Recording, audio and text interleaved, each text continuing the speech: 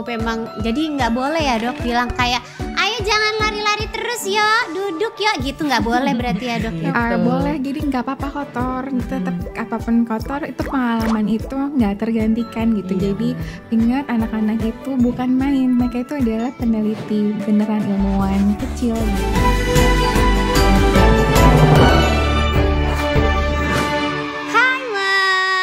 Sekali kembali lagi di podcast Keluarga Siaga Lifeboy bersama saya Nikta Gina. Apa kabar Mam semuanya? Mudah-mudahan dalam kondisi sehat walafiat ya. Selamat menyaksikan kembali podcast Keluarga Siaga Lifeboy. Mudah-mudahan Mams mendapatkan pencerahan, mendapatkan pengetahuan yang lebih banyak lagi untuk menjaga kesehatan keluarga dan juga anak. Seperti biasa kita ngobrolnya santai-santai aja, dan yang pasti saya pasti gak sendirian karena akan ada expert, seorang dokter yang akan memberikan penjelasan seputar kesehatan, dan juga ada bintang tamu yang spesial. Tapi sebelum saya perkenalkan dokter dan juga bintang tamunya, jangan lupa dong, gak bosan-bosan nih aku untuk mengingatkan untuk follow Instagramnya Lifeboy di @lifeboyid, dan juga subscribe YouTube channelnya Lifeboy ID. Jangan lupa juga dinyalain loncengnya biar nanti kalau kita ada episode baru bisa gercep tuh langsung nonton episode terbarunya dan langsung bisa mendapatkan tambahan wawasan seputar kesehatan untuk keluarga. Oke,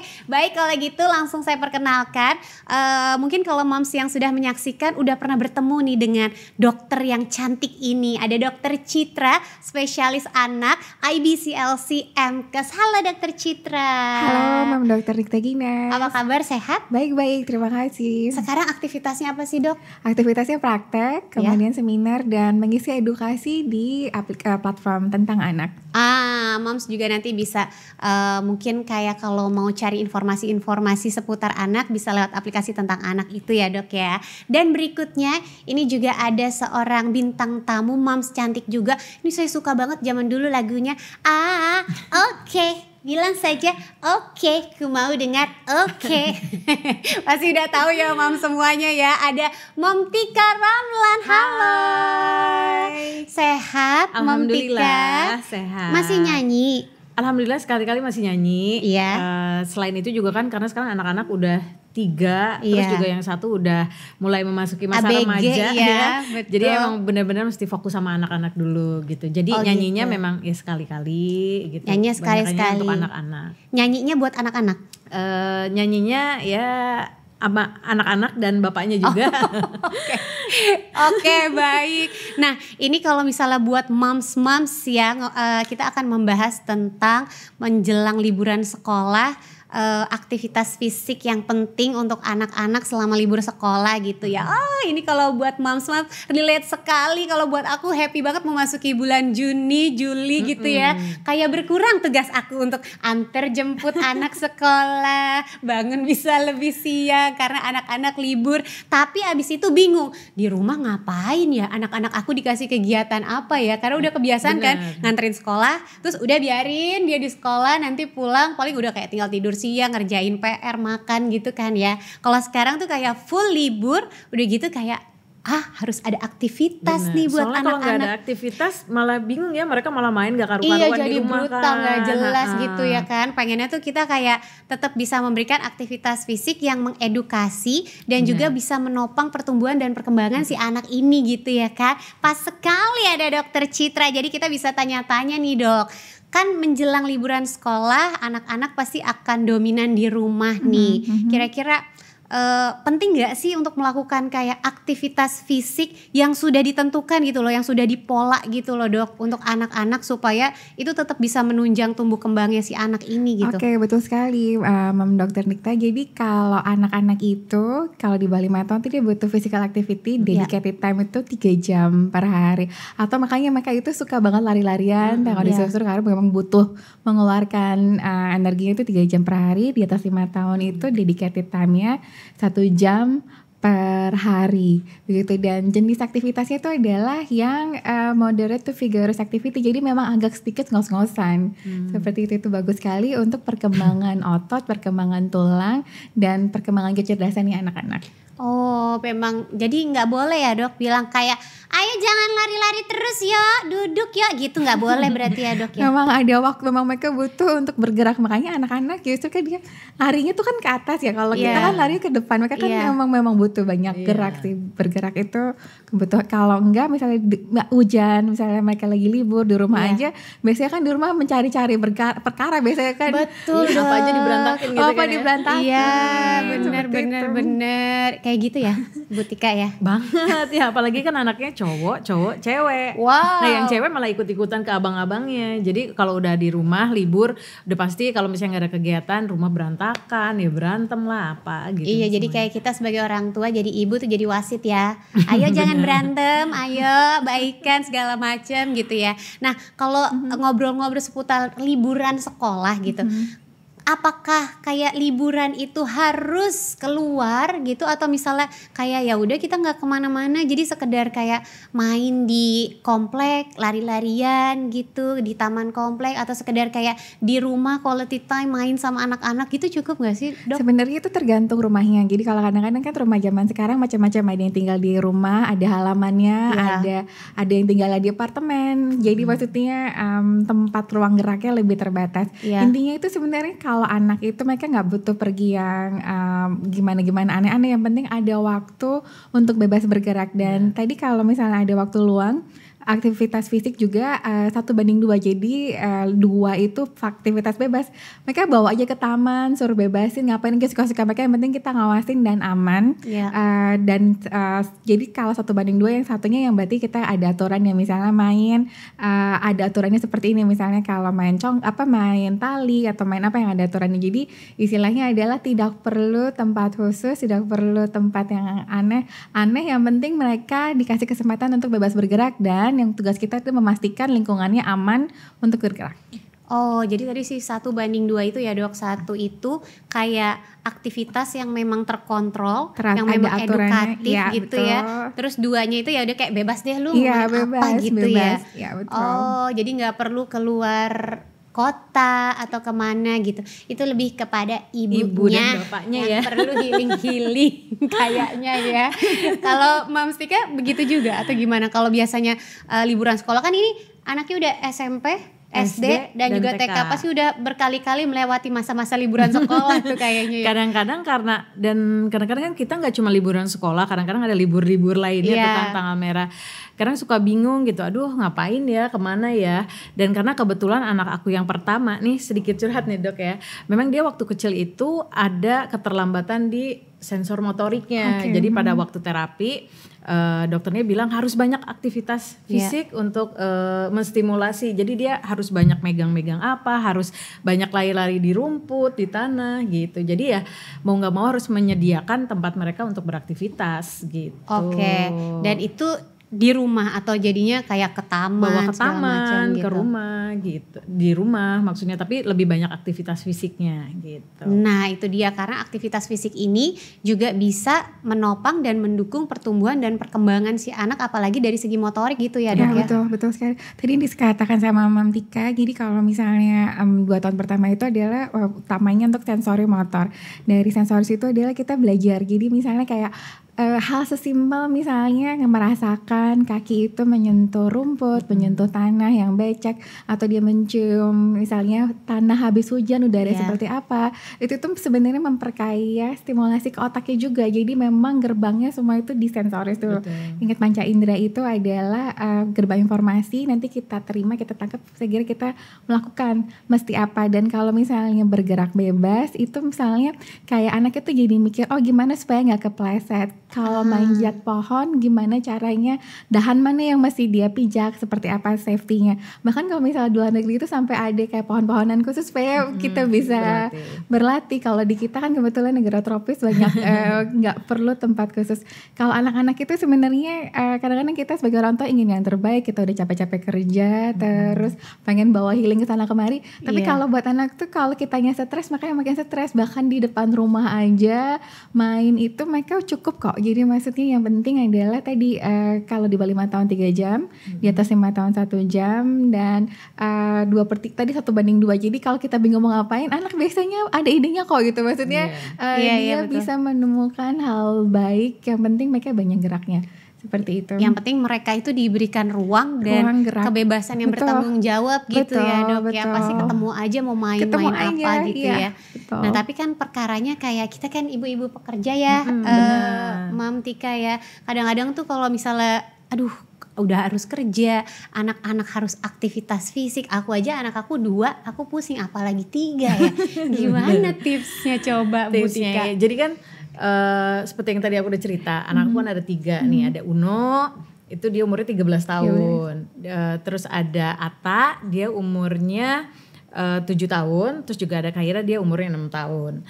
Nah itu kadang-kadang suka bingung ya menghadapi masa-masa liburan itu, karena kan aktivitas kita di rumah itu kadang-kadang kalau misalnya kita ada di rumah mungkin kita bisa ya mengajak mereka kita berenang yuk gitu.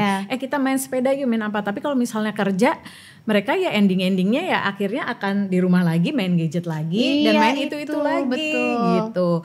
Nah pokoknya ya sebisa mungkin sih kita tetap memberi fasilitas buat mereka gitu. Nah tapi ada yang aku pengen tanya nih dok nih, itu kan kadang-kadang kalau misalnya lagi main itu pasti berpengaruh sama nafsu makannya ya gitu. Nah caranya untuk mengatasi aktivitas mereka yang banyak dengan mengontrol nafsu makannya supaya mereka juga tetap terjaga kualitas makannya itu gimana tuh dok? Nah itu bagus sekali pertanyaannya. Jadi kadang-kadang orang tua tuh suka bingung, kok anak saya kuat sih nggak makan gitu. Bisa seharian. Justru kalau misalnya kita tubuh kita itu efisien, jadi kalau misalnya kita kurang gerak berarti bensinnya udah segitu aja. Semakin banyak gerak akan semakin banyak nafsu makannya. Jadi karena berarti tubuhnya akan berpikir kita butuh otot yang lebih kuat untuk bisa berjalan lebih jauh, kita butuh tulang yang lebih kuat untuk bisa jalan, untuk bisa lebih tinggi. Jadi kalau anak-anak berikan mereka aktivitas dulu sampai sedikit ngos-ngosan, nanti mereka tidurnya akan lebih pules, nanti mereka nafsu makannya lebih banyak. Dan jadi aktivitas dulu nomor 1, terus yang kedua jadwal makannya. Jadi kita tetap sajikan di jadwal makannya yang tertentu. Kemudian kalau mereka nggak makan, biarin aja, nanti kasih makan di jam makan berikutnya. Kenapa harus teratur seperti itu? Karena kalau dengan teratur nanti keluar hormon makan, hormon lain-lainnya itu akan keluarnya tuh di jamnya pas. Jadi seperti itu. Jadi banyak gerak dulu, jadwal makannya teratur, dan anak-anak itu nggak suka dipaksa. Jadi kalau nggak mau, ya udah. Jadi mereka belajar mengenal konsekuensinya. Kalau nggak makan ya udah, makan lapar, mereka baru makan lagi di jam makan berikutnya. Dan itu biasanya sih lebih works. Nah itu biasa kebiasaan moms kan, kalau nggak makan kan, ayo dong makan. Gitu. Makin di-push makin nggak mau. Anak itu rebel, jadi makin di-push pasti makin gak mau gitu. Karena mereka memang bagian dari pelajaran emosionalnya, mereka itu ngetes boundaries gitu. Kalau saya bilang enggak, kalau mama ngelarang, kira-kira apa sih gitu masalahnya. Dan kadang-kadang kita itu suka big reaction, nggak mau, kita makin nge-push lagi. Dan kita seneng aja ngeliat mamanya pelatihan kayak gitu maksudnya. Jadi nggak beres-beres deh. Nah kira-kira kalau misalnya anak seumuran aku nih kan beda-beda nih umurnya. Nah kira-kira aktivitas yang pasnya itu apa sih dok gitu untuk anak-anak seumuran mereka? Ini tipsnya ya. Jadi kalau misalnya anak-anak, kalau misalnya TK, mereka tuh yang penting itu mereka pengen cepet gede karena mereka pengen jadi orang dewasa dan mereka tuh ngerasa seumur sama kakak-kakaknya. Jadi mereka akan suka apapun yang sudah kita lakukan. Jadi misalnya kita mau mereka jalan-jalan sore, kita jalan-jalan dulu. Kita nggak, kalau kita cuma bilang mau ikut enggak, tapi kita pergi aja. Mereka pengen ikut karena mereka pengen dianggap besar. Tapi kalau misalnya anaknya sudah teenagers, kalau teenagers yang buat mereka yang penting itu adalah karena mereka peer pressure-nya udah kuat. Jadi kalau kita pergi jalan, mereka pergi aja gitu. Tapi kita lihat mereka tuh yang lagi hitsnya di antara kalangan remajanya, teman-teman sekolahnya itu apa? Misalnya lagi suka ngedance kah, lagi suka futsal kah, lagi turnamen apa di sekolahnya. Seperti itu kita mesti lihat dulu. Kalau SD itu in between. Jadi kalau yang tadi ya TK itu mereka pengen kayak kita, kalau remaja pengen kayak teman-temannya, kalau yang anak SD itu di tengah-tengah. Seperti itu. Jadi intinya adalah kalau sama anak-anak nggak boleh terlalu di-push. Makin kita harus bangkitin kayak mereka yang kita harus mengarahkan supaya mereka mereka sendiri yang mau gitu. Seperti itu. Jadi menentukan pilihan tapi tetap kita kontrol pilihannya. Kita kontrol pilihannya. Gitu ya. Optionnya di mereka. Jadi mereka tuh kayak aku yang mau, padahal sih sebenarnya kita yang kontrol. Iya gitu. benar. Tapi kan memang kalau masalah anak zaman sekarang ya dok, apalagi kayak teknologi kan udah semakin berkembang ya. Dan orang tua juga mungkin kayak, aduh capek ya kalau ngikutin anak aktivitas fisik terus gitu kayaknya. Jadi kayak udah deh nggak apa-apa deh nonton YouTube misalnya, atau misalnya kayak main gadget deh, atau misalnya sambil kayak yaudah nonton bioskop aja yuk biar duduk gitu. Apakah itu sebenarnya boleh nggak sih dok? Sayang sekali kalau seperti itu, karena tadi seperti dibilang selama mereka masa bertumbuh, tubuh kita itu efisien. Jadi kalau misalnya kita kurang aktivitas, makan kita ya secukupnya aktivitas kita aja. Jadi mereka nggak terlalu bertumbuh, nafsu makan jadi berkurang. Jadi gadget dan segala macamnya bukannya nggak boleh, tapi itu kan ada batasan yang misalnya 1-2 jam saja, seperti 1-2 jam sehari untuk gitu ya. anak usia tadi sudah SD ke atas. Oh oke. Susah ya. Anak usia SD ke atas. Kalau yang TK dong balita. TK 1 jam tapi didampingi 1 jam boleh, 2 tahun ke atas 2-5 tahun 1 jam tapi didampingi. Tapi kadang-kadang susah loh dok. Maksudnya ini curahan hati bunda-bunda banget nih. Maksudnya mendistract mereka supaya aduh stop ya gitu. Karena mungkin mereka juga ngerasa bosen sama aktivitas yang itu lagi. Aduh aku bosen gambar, aku bosen main sepeda gitu. Oke, ya itu wajar banget. Kadang-kadang kita kan juga ada keterbatasan. Nah, tapi kita lihat biasanya tuh di klub dekat rumah itu apa yang lagi klubnya, klub sepedaan kah, atau klub kastika gitu, atau kita playdate, kita kan bisa menungguin sama-sama orang tua, anaknya main sendiri seperti itu. Pokoknya intinya adalah orang tuanya juga harus kreatif. Bener. Gitu ya, biar anak-anaknya juga nggak mainnya yang itu-itu aja. Bahkan kalau perlu kayak kita partisipasi ya dok ya, atau melihat bakat anaknya, misalnya anaknya suka ngedance atau apa dimasukin ke les ngedance, atau suka futsal gitu, bisa masuk ke klub futsal gitu. Jadi walaupun kayak libur sekolah mungkin masih bisa beraktivitas di les-lesnya itu gitu ya. Betul. Terus kalau misalnya tadi 1 jam itu misalnya 3 jam juga ada dibagi 2. Pokoknya satu aktivitas untuk kayak semacam aerobik, jadi untuk meningkatin detak jantung. Jadi detak jantung sama napas dia lebih cepat. Kenapa itu bagus? Jadi detak jantungnya tambah cepat itu aliran darahnya itu dia lebih cepat. Jadi nutrisi itu dialirkan lebih ke tubuh lebih cepat gitu. Sampah-sampah itu cepat dibuang. Makanya aerobik itu naikin detak jantung itu penting. Napas juga penting kan, napas kita nafas oksigen keluar. Jadi makanya yang pertama itu adalah mainan yang detak jantung agak sedikit ngos-ngosan. Terus yang kedua Zumba kali ya dok ya. Yang kedua itu untuk otot sama tulang itu mirip. Jadi kalau yang tadi itu ngos-ngosan, kalau otot sama tulang itu dia butuhnya geraknya itu yang lebih lama tapi repetisi. Kalau dewasa kan bisa tuh ya, misalnya suruh ngangkat beban, karena anak kan nggak mungkin angkat beban. Jadi kita mainnya itu di repetisi. Jadi misalnya kayak yuk naik tangga, ambil mainannya taruh di atas, terus suruh turunin terus naik lagi. Jadi itu mereka lebihnya ke repetisi. Kemudian juga untuk strengtheningnya juga misalnya naik yang tanjakan. Jadi misalnya kita pilih jalur yang tanjakan. Jadi itu untuk otot sama tulang. Jadi kayaknya ibunya yang menghindari jalan-jalan. Iya benar ya. Boleh gak cuma ngasih instruksi aja tapi ibunya duduk. Oke, jadi pokoknya aktivitas anak tuh ibaratnya kayak orang dewasa juga ya dok, kayak olahraga juga gitu, ada kardionya, yang ngos-ngosannya, terus ada juga yang kayak agak untuk panjang, otot, untuk bangun muscle-nya juga gitu ya, untuk bangun otot. Kalau kita cuma bangun otot, mereka bisa tambah tinggi. Jadi misalnya kalau dulu ngelihat kayak misalnya orang Jepang kok bisa tinggi-tinggi sih, karena mereka nggak cuma karena mereka makan ikan, mereka aktivitasnya ditambah, mereka dengan aktivitas ditambah tidur siangnya lebih baik, tidurnya lebih pules, jadinya mereka lebih tinggi. Jadi itu semua jadi satu kesatuan, tidur, makan, sama aktivitas ya. Mudah-mudahan anak kita bisa lebih tinggi dari kita ya.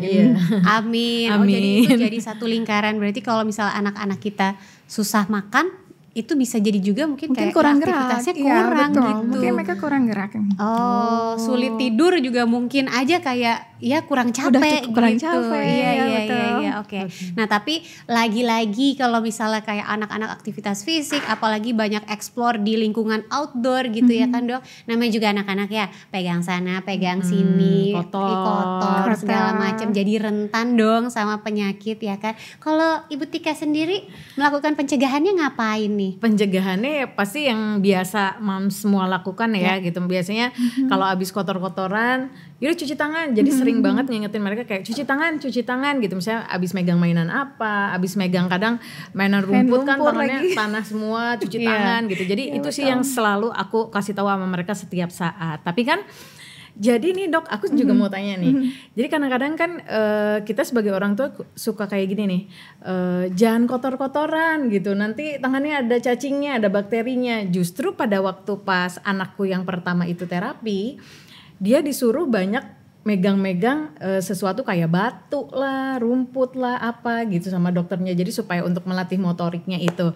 Nah itu gimana tuh ya? Oke, jadi anak-anak tuh juga mereka cerdas. Kadang-kadang kita bingung mainan sensoris apalagi mainan sensoris apalagi sih kita cari mainan sensoris. Tapi anak-anak itu mereka justru lebih ngeh kalau bendanya nyata gitu. Jadi daripada yang penting kan usianya di atas 2 tahun tuh mereka udah ngerti tuh yang mana makanan mana bukan. Jadi misalnya kayak mainan lumpur ya lumpur beneran, bukan lumpur-lumpuran. Jadi maksudnya mainan pasir ya beneran pasir gitu, karena bendanya nyata. Karena kalau buat kita itu main, buat anak itu mereka belajar tentang dirinya dan dunia di sekitarnya itu lebih nangkep kalau pakai bendanya langsung, pakai pasirnya langsung dan lain-lainnya. Tapi ya tentu makanya jadi kalau yang kotor beneran, tapi tentunya itu pengalaman itu nggak tergantikan dan kita kan tetap selalu bisa cuci tangan. Bener.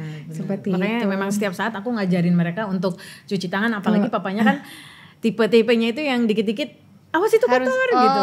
Cuci tangan. Kayaknya berapa menit sekali kayak suruh cuci tangan terus gitu. Tapi bagus dong jadinya ya. Tapi menurut dokternya jangan terlalu sering kayak gitu, Pak, gitu. Boleh, jadi nggak apa-apa kotor. Tetap apapun kotor itu pengalaman itu nggak tergantikan gitu. Jadi ingat anak-anak itu bukan main. Mereka itu adalah peneliti, beneran ilmuwan kecil. Jadi mereka melihat batu itu seperti apa. Suka gitu nggak anaknya Mam Nika? Jadi datang ngumpulin batu nih buat mama oleh-oleh batu. Bener. Itu terus ngumpulin daun ada segala macam. Oh daunnya tuh ada 5. Oh daun itu kalau udah tua itu warnanya kuning ya. Kalau daunnya masih kecil, daunnya masih muda itu hijau muda. Jadi mereka itu belajar. Jadi oleh karena itu mainan buat kita main, buat anak-anak itu adalah itu pengalaman hidup dan mereka itu sedang belajar tentang kehidupan. Nah, berarti yang penting adalah selalu mengingatkan anak setelah bermain kotor-kotoran itu adalah menjaga kebersihan. Salah satunya dengan cuci tangan. Nah, cuci tangannya juga jangan asal cuci ya, Mams ya. Ada caranya ya. Bu Tika tahu nggak nih cara mencuci tangan yang benar? Kalau yang aku tahu ya cuci tangan pakai sabun. Ya udah kita sama-sama ya. Cuci tangan. Terus gini ya. Sela-sela jari, ya benar. Terus abis itu gini. Oh gini dulu. Gerakan mengunci buat punggung-punggung jari. Abis itu jangan lupa jempolnya. Ya kan, diputar-putar dan terakhir ujung-ujung jari. Nah, insya Allah kalau udah begini anak-anak bisa terlindungi dari segala kuman-kuman atau penyakit gitu ya Dok ya. Dan ada 5 momen penting juga mungkin buat moms nih yang punya anak-anak dan juga buat keluarga moms untuk mencuci tangan sebelum dan sesudah makan, setelah bersin atau batuk, terus juga buat anak-anak setelah bermain, setelah aktivitas dari luar rumah, balik ke rumah harus cuci tangan, dan satu lagi setelah dari toilet. Gitu. Jadi mudah-mudahan nanti bisa diterapkan di keluarga moms, jadi kesehatan keluarganya semakin meningkat gitu. Ada yang mau ditambahkan lagi mungkin Mams Tika nih untuk mewujudkan keluarga sehat? Aku sih tadi udah lumayan dapat ilmu banget ya dari dokter mengenai tadi tentang pentingnya menjaga kesehatan, terus juga memberikan aktivitas yang banyak nih, apalagi anak-anak mau liburan nih sekarang gitu. Jadi ya sekarang adalah PR-nya aktivitas apakah lagi nih yang bakal kita berikan untuk anak-anak kita nanti nih di musim lebaran. Kok musim lebaran? Liburan. Lebaran udah lewat ya. Musim liburan ini gitu. Jadi ya mungkin aku nih kadang-kadang susah nih Dok ya, karena kan yang satu remaja kadang-kadang dia pengennya kayak pengen sendiri biasanya, pengen sendiri terus gak mau adik-adiknya ikut dia nggak mau gitu. Iya, dia adik-adiknya pengen ikut. Dia udah kayak pengen pergi sama teman-temannya nonton gitu. Sementara adiknya nih kadang-kadang suka pengen ikut sama kakaknya. Nah, itu jadi udah aku pasti itu. selalu cari apa ya aktivitas apa yang bisa ngebarengin mereka nih gitu beraktivitas sama-sama kayak gitu dengan umurnya yang berbeda-beda gitu. Nah mungkin terakhir ada tips dari Dokter Citra menjelang liburan sekolah, aktivitas fisik yang tetap mendukung tumbuh kembang anak gimana nih dok? Oke, jadi kalau misalnya remaja itu mereka lagi cari identity, jadi mereka maunya sendiri, mereka nggak mau diikutin. Sementara kalau yang kecil-kecil itu mereka merasa seumuran sama kakak, jadi kalau kakaknya mau ngapain anaknya mau ada yang mau ikut juga. Jadi tipsnya itu adalah mengikutkan mereka ke tadi klub yang sesuai umur. Jadi misalnya kakaknya ikut klub misalnya futsal yang remaja, adiknya ikut juga tapi untuk kelas yang lebih kecilnya gitu. Jadi sama-sama pergi tapi kakaknya mau sendiri sama temen-temennya, adiknya di kelas yang juniornya. Tapi tetap berasa, kakaknya tuh berasa gitu kan. Biasanya kalau yang ada itu kayak pengen kayak kakaknya. Karena mereka masih seumur, karena ngerasa udah gede ya. Ngerasa udah gede. Seru banget emang kalau jadi moms tuh mesti pinter-pinter ya. Jadi kita bahkan jadi banyak belajarnya tuh dari anak-anak kita justru gitu. Jadi pokoknya moms gak usah khawatir, mudah-mudahan nanti anak-anaknya tetap sehat, tetap bisa beraktivitas yang bisa mendukung pertumbuhan dan perkembangan walaupun libur sekolah, dan bisa mewujudkan keluarga Siaga Lifeboy bersama kita kuat dan wujudkan keluarga Indonesia sehat. Terima kasih banyak Dokter Citra, terima kasih banyak Mam Tika Ramlan untuk sharing-sharingnya hari ini. Mudah-mudahan bisa memberikan insight yang bermanfaat buat moms di rumah ya. Dan lagi-lagi buat moms yang sudah menyaksikan, terima kasih banyak. Jangan lupa untuk subscribe, like, komen, karena nanti mom yang beruntung bisa mendapatkan 1 tahun gratis produknya Lifeboy. Wih, enak banget kan? Ditambah lagi nanti kalau misalnya moms ada pertanyaan mungkin seputar kesehatan dan pengen konsultasi sama dokter, bisa banget gratis lewat aplikasi Halodoc. Nanti moms tinggal beli aja Lifeboy Body Wash yang kemasan seperti ini. Terus nanti di sini ada tulisannya gratis konsultasi dokter Halodoc. Nah, nanti pakai kodenya Lifeboy Halodoc. Pokoknya moms bisa konsultasi secara gratis. Oke, baik kalau gitu saya Nikta Gina pamit. Sampai ketemu lagi di podcast Keluarga Siaga Lifeboy berikutnya. Dadah.